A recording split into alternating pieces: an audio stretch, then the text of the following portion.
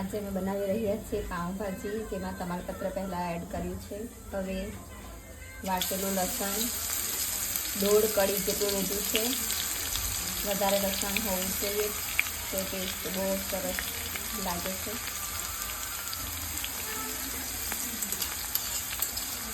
થોડો colour change થાય ત્યાં સુધી થવા દઈએ. થોડું થઈ ગયું છે રેડી છે એવું લસણ. હવે આપણે એમાં કાંદો ઉમેરીશું.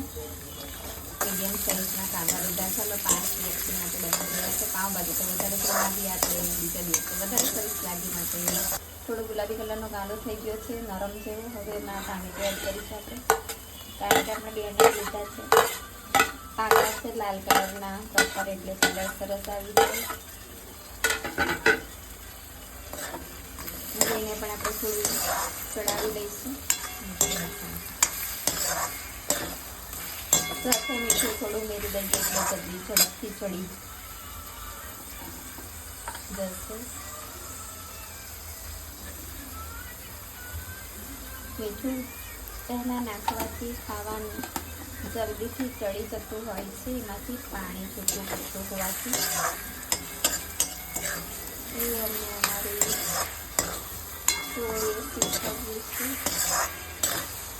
આવી ગયું છે. એમાં રીંગણ છે, કોબીજ છે, વટાણા છે, બટાકા છે. તમે તમારા સ્વાદના શાકભાજી લઈ શકો છો. અમને આ ગમે તેટલા લીધા છે. હવે એને મેશ કરી લઈએ.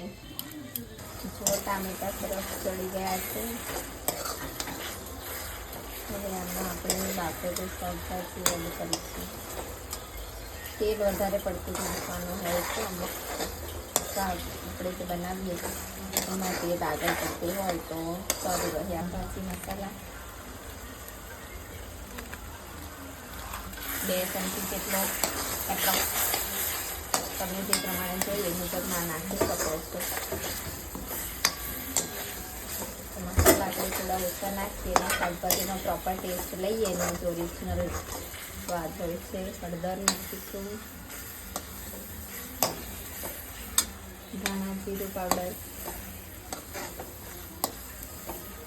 ધાણા જીરું પાવડર અમે જલ્દી આગળ પડતો નાખતા હોઈએ છીએ, કારણ કે ગરમ મસાલો વાપરતા નથી માટે. આ જે છે અમે પહેલેથી તેલમાં લાલ મરચુંને બોળી રાખ્યું હતું. એને કલર માટે આપણે નાખીશું. આવી રીતે બોળી રાખવામાં આવે તો એનો કલર જે છે એ સરસ ઉભરીને આવતો હોય છે. જેટલું સરસ નીકળ્યું છે પ્રોપર મિક્સ કરી લેતા. It's ready. એટલી સુંદર લાગી રહી છે.